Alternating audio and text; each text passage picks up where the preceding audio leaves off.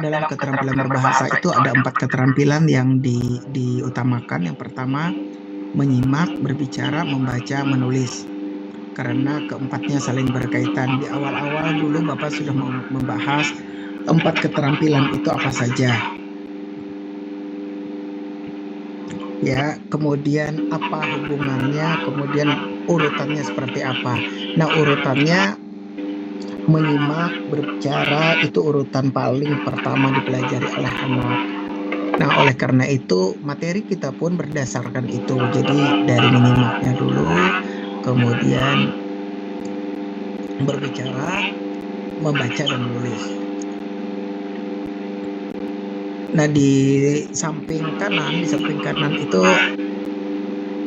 ada listening, ada speaking, kemudian ada reading, ada writing.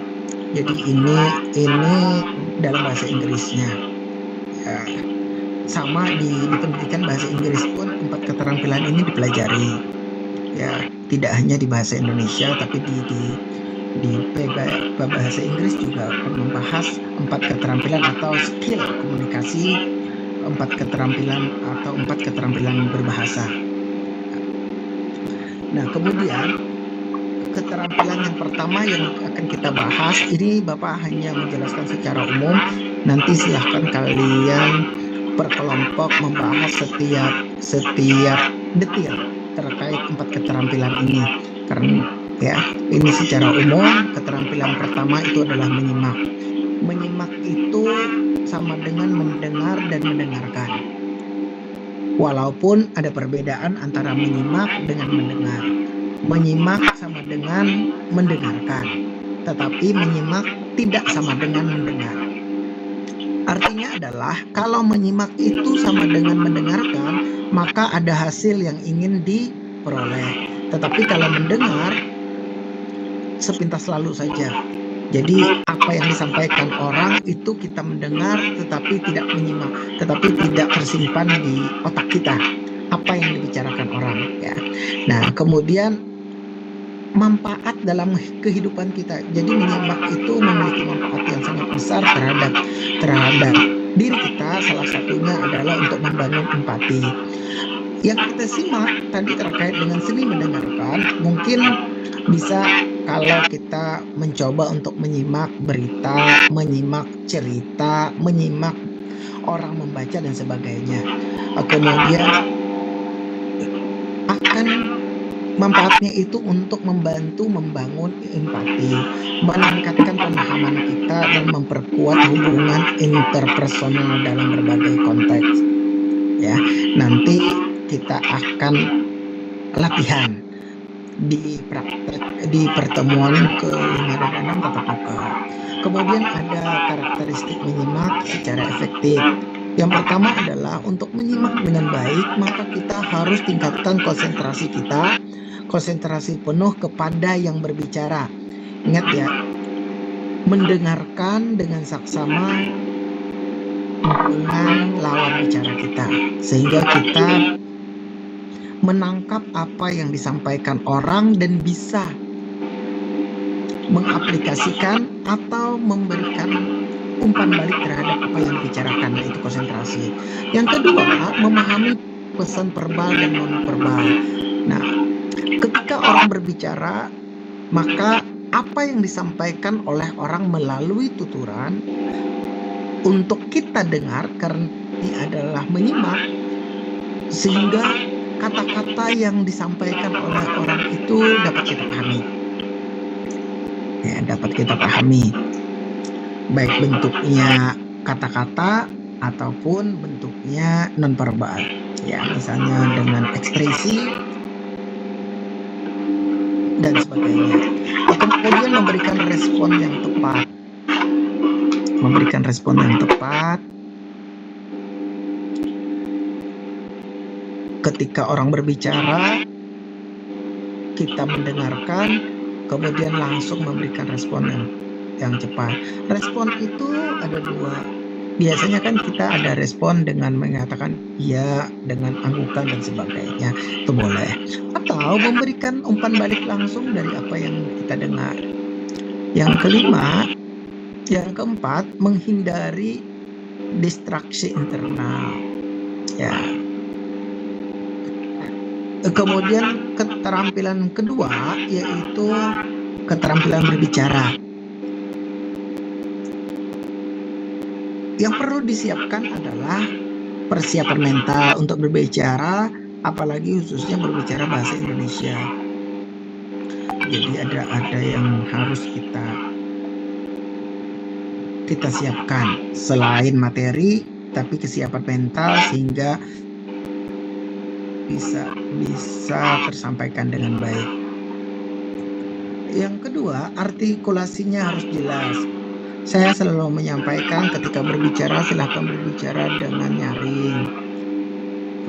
Ucapannya jelas, A-I-O-nya jelas, konsonannya jelas sehingga pendengar itu tidak memerlukan waktu lama untuk mencerna apa yang kita bicarakan. Tidak hanya kejelasan kata-kata, intonasi juga perlu, temponya juga kalau terlalu cepat juga tidak bagus. Jadi secukupnya. Kemudian bahasa tubuh. Nah, bahasa tubuh juga penting karena kita berbicara itu bahasa tubuh akan dilihat. Bagaimana gestur tubuh kita, kontak mata kita, dan ekspresi wajah.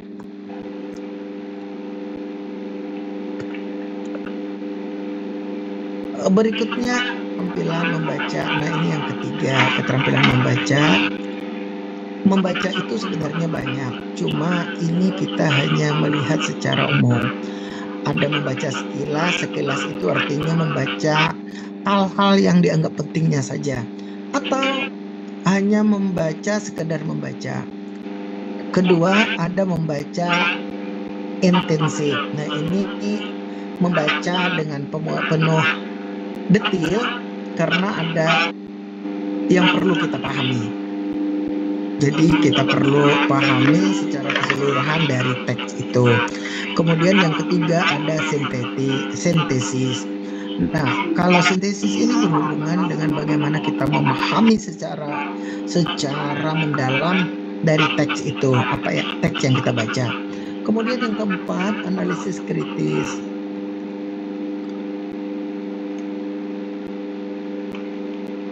Analisis kritis ini adalah mengevaluasi informasi yang kita baca atau mengidentifikasi kita itu mau cari apa. Jadi kita catat dulu poin-poin pentingnya, ya, sehingga kita bisa mengatakan ke dalam analisis kritis. Yang terakhir, keterampilan menulis. Keterampilan menulis yang pertama itu ada perencanaan. Jadi apa yang kita ingin tulis itu direncanakan dengan matang. Harus ada tujuannya, harus ada audiensinya, harus ada struktur tulisannya, maunya menulis apa, idenya apa yang direncanakan. Kemudian yang kedua, adanya draft. Penulisan draft ini sudah berbentuk, sudah tahu ide-ide yang jelas, tinggal menjabarkannya lagi, ya, menjabarkannya menjadi paragraf atau tulisan yang utuh. Kemudian yang ketiga adanya revisi atau editing.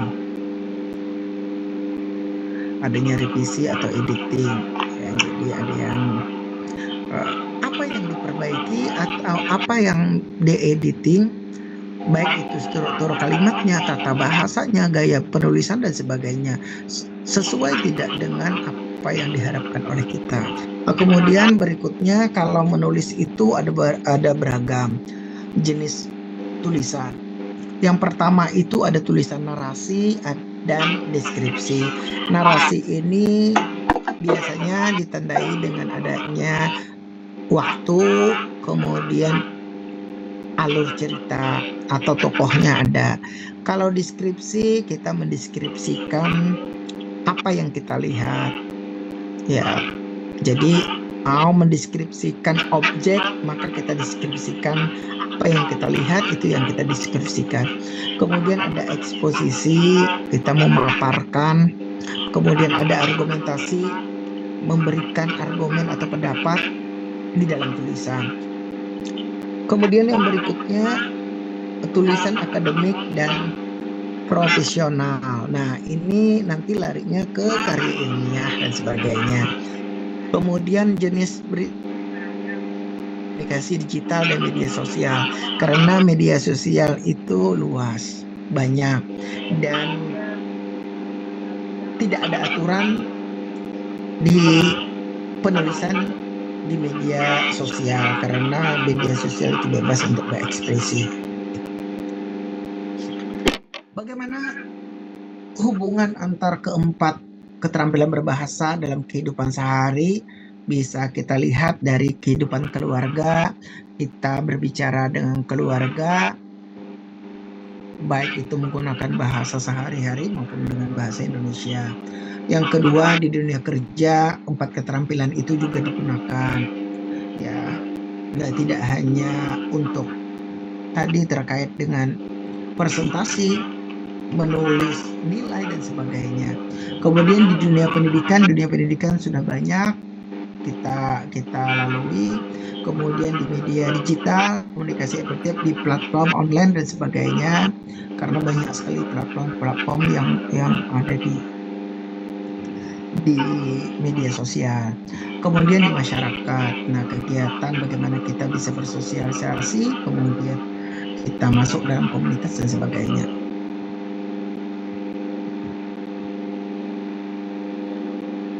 Kemudian tantangan dan hambatan. Hambatannya yang pertama adalah rasa takut dan kurang percaya diri. Nah, ketika kita melakukan keempat keterampilan ini, kebanyakan yang ditemui itu adalah rasa takut, kurang percaya diri. Berbicara takut salah, menulis takut kalimatnya tidak tepat dan sebagainya. Kemudian yang kedua, keterbatasan kosakata. Nah, ini kosakata itu mau diperbanyak adalah banyak-banyak membaca, maka kosakatanya akan bertambah. Kemudian yang ketiga, kebiasaan komunikasi yang buruk. Nah, artinya komunikasi yang buruk ini kita jarang berbicara sehingga komunikasi kita itu buruk. Jadi kita itu kosakatanya tadi sedikit, kemudian komunikasi buruk, bahasa yang kita keluarkan biasanya biasa, tidak banyak, mungkin yang dasar-dasarnya saja, tidak panjang dan sebagainya. Kemudian hambatan eksternal di luar ya. Yang pertama, lingkungan yang tidak mendukung. Artinya ketika kita berbicara, lingkungan kita tidak memberikan peluang untuk kita berbicara.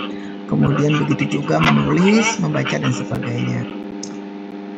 Hambatan yang kedua, akses terbatas pada sumber belajar. Nah, ini juga eksternal, misalnya sumber belajar kita tidak banyak, apalagi misalnya perpustakaan dan sebagainya tidak ada.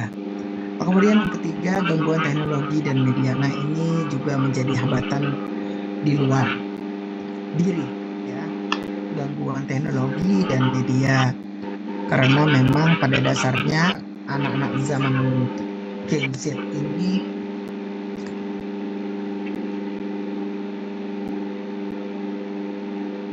suka sekali dengan teknologi, dengan perkembangan. Kemudian ada era kita komunikasi singkat ya. Nah, ini juga menjadi kebiasaan komunikasi yang buruk ya. Jadi komunikasi singkat dan informal, ketergantungan pada teknologi, jadi mencari informasi ketika ditanya, mencari jawabannya selalu melalui teknologi dan sebagainya. Kemudian berkurangnya interaksi tatap muka. Nah, ini interaksi sesama itu kurang karena melalui media. Kemudian strategi praktis untuk meningkatkan kemampuan berbahasa, latihan setiap hari, kemudian praktik aktif, evaluasi berkelanjutan dan sebagainya. Nah, kesimpulannya adalah dari 4 keterampilan berbahasa itu, buat perencanaan pembelajaran personal, karena kalau tidak kita, siapa lagi yang mau membantu kita untuk terampil dalam berkomunikasi baik secara lisan maupun tulisan. Yang kedua, memanfaatkan teknologi karena teknologi sangat canggih. Gunakan teknologi itu sebaik mungkin. Ketiga, bangun komunitas, belajar secara teman-teman, bergaul dengan teman-teman yang bisa memberikan nilai positif, pembelajaran yang positif terhadap kita. Ya, baik itu dengan bahasa, dalam komunikasi dan sebagainya. Baik, itu gambaran awal secara umum.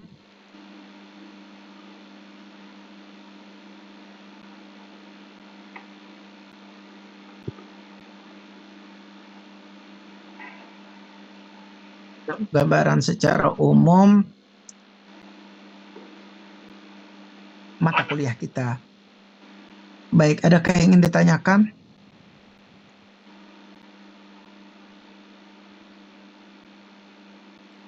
Adakah yang ingin bertanya? Halo? Tidak ada, Bapak. Oke, untuk kelompok silahkan nanti di WA grup ya. Maaf Bapak, izin bertanya. Oke, silahkan. Untuk pembagian kelompok itu apakah sama seperti kelompok sebelumnya atau dipilih lagi Pak?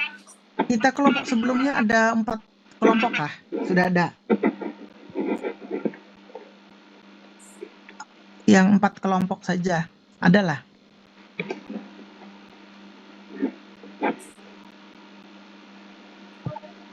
Kemarin yang kemarin itu yang waktu semester 2 itu berapa orang? Mana sih? nggak ingat juga sih Pak kelompoknya berapa kelompok. Kalau misalnya tidak ada, kita buat saja nanti di list namanya, nanti saya yang akan bagi kelompoknya.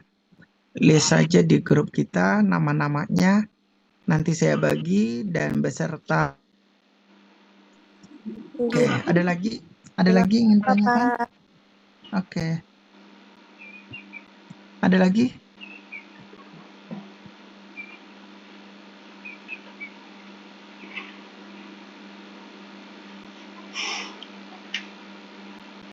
Sudah cukup? Bapak izin bertanya, Oke. Pak. Oke, silahkan. Itu untuk prakteknya, Pak, tatap muka apa online, Pak? Kita prakteknya tatap muka. Iya, Pak. Makasih, Pak. Oke, jadi kita itu di pertemuan yang tatap muka itu prakteknya.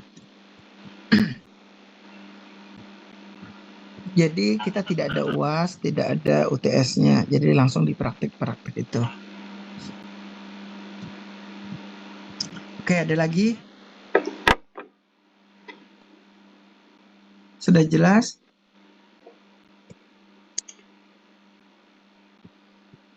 Adakah lagi yang ingin bertanya? Sudah cukup? Cukup, Bapak. Oke, kalau cukup nanti list saja nama-namanya di grup kita. Nanti Bapak akan membagikan kelompoknya. Baik, kalau tidak ada lagi yang ditanyakan, Bapak rasa cukup pertemuan kita hari ini. Kita akan bertemu lagi di pertemuan kedua. Terima kasih semuanya. Bapak akhiri, wabillahi taufiq hidayah. Wassalamualaikum warahmatullahi wabarakatuh. Waalaikumsalam warahmatullahi wabarakatuh. Makasih, Bapak. Iya.